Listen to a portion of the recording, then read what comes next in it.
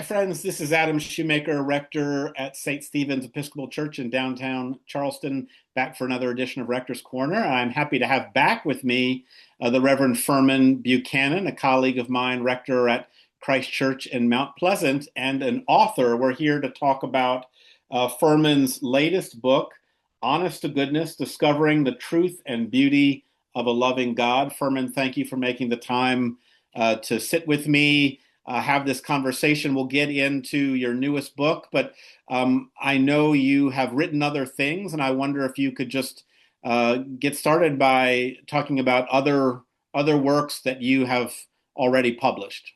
Sure. Well, Adam, thank you for having me in the Rector's Corner today. It's a delight to be with you, and I appreciate your interest in the new Lenten book. The first book that I published was several years ago. It's called "The Gifts of God for the People of God: Exploring Worship in the Episcopal Church." And kind of a funny story about that one. I was serving a congregation in the upstate of South Carolina where there were a lot of Baptists and Presbyterians, but not a whole lot of folks with Anglican background.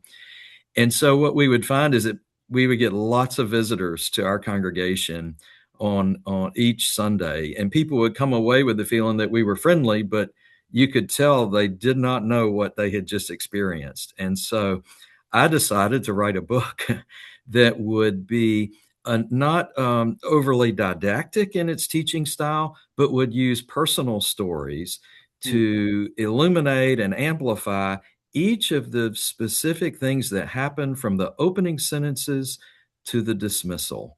And so each sort of sub-act of the Holy Eucharist is a chapter in that book that includes just a little bit of description and then a personal story that helps amplify the spirit of how all of that contributes to our worship experience. So so that addressed a very specific need that I had. It was a thrill to see other congregations beginning to use it as part of their welcome class curriculum and things of that sort. But yeah, that's the story about gifts of God for the people of God. Well, that's great. I always feel like as a parish priest, we're all looking for good, accessible ways to welcome newcomers into the Episcopal Church, and that sounds like a wonderful resource. But why don't you talk to me about what led you to write this book? I mean, what inspired you to decide to sit down and do Honest to Goodness? So a number of years ago, I did one of those programs where you read the whole Bible over the course of whether it can vary 3 months, 6 months, a year, whatnot. And so I was plugging along with this program, and I was seeing things familiar, of course, but then there were a number of unfamiliar things in the Old Testament, particularly as it related to ways in which the psalmist or the prophets were quoting God in the first person voice that just were astounding. And I thought, I'm just going to make a list of my favorite quotations. And so I began to do that. And then I realized as I was recording these things that they coalesced along several existential questions. And so I organized the book to be 40, 40 quotations for the 40 days of Lent, with Sundays, including a quotation from Jesus from the Gospels, but coalescing each week around a theme. And so the basic existential questions were, dear mortal, this is who you are. Dear mortal, this is who I am. This is what I expect of you. And this is what you can expect of me. And this is how you worship me. And then there was one more thing that was just too irresistible. Dear mortal, I have some questions for you, because there are some excellent, flat out sarcastic questions that come from the lips of God through the prophets and psalmists in the Old Testament. So Yeah, each day is a short devotion, very manageable length, and they all build toward the Holy Week, in which I exclusively quote through the voice of Jesus and talk about how the actions of that week speak even louder than the words. Do you envision this used by individuals, or can this also be something used in a small group setting for like a Lenten study? Thank you. Great question. Yeah, this book works on anybody's nightstand as an individual. But one of the things that Forward Movement worked with me on is developing a study guide, Mhm. and that is available for free on the Forward Movement website.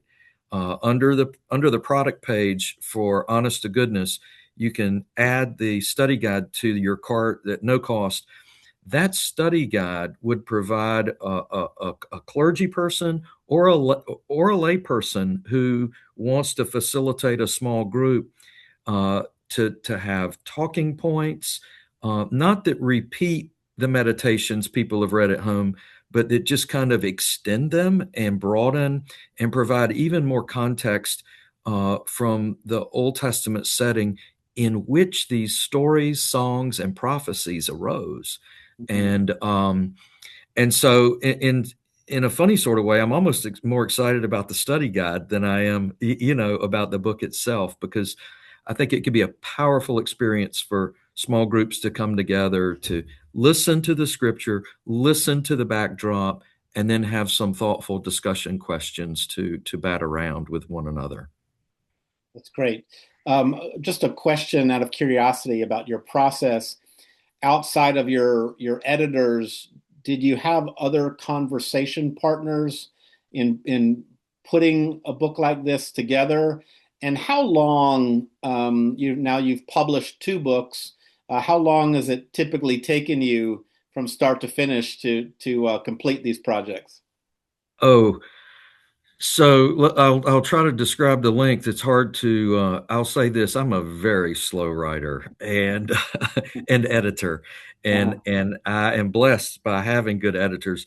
Uh, not not excluding my wife, who is a great and thoughtful reader and offers good, honest feedback about things.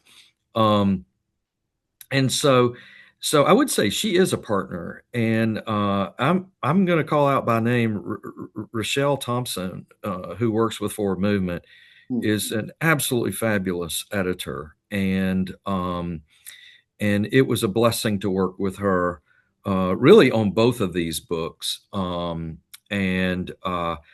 in my acknowledgments, I mention her by name because she is such a gifted thinker and reader and editor. Yeah, so those would be the um, primary sort of folks that I conversed with in the process of writing Honest to Goodness. And how long did it take to Ooh, years. did it? Yeah. Well, so I started Honest to Goodness when I was the rector at St. Peter's in Greenville. And I guess I was probably about three-quarters of the way through the devotions. And then I accepted this call here in Mount Pleasant. And I think it's been drinking water out of the fire hydrant here Yeah. from day one. Mhm. But I just kept feeling frustrated that I was so far along. And so I took a nice several day retreat at Camp St. Christopher That's right. and locked. I ran into you during that retreat. That's it. I locked myself in a room and just finished pushing it across the finish line so that I would have a complete manuscript to share, to send along to Rochelle at Forward Movement. And so yeah, it might other people might be fast. It takes me a long time, but it's part of what I enjoy about the priesthood: studying, learning, exploring, thinking outside the box a little bit, and then trying to share that with others. Yeah, the act of writing and reflecting on something like this certainly is a wonderful way to lean into your priestly vows to continue your own study and growth and maturation. And it must be very gratifying to see these things published and sent out into the wider church. It is rewarding. Most people, certainly like me, do not get into publishing to make money because Mhm. it is not a profitable venture, in that sense. But what is profitable about it is the chance to make a discovery and contribute something maybe fresh and new that somebody has not considered before.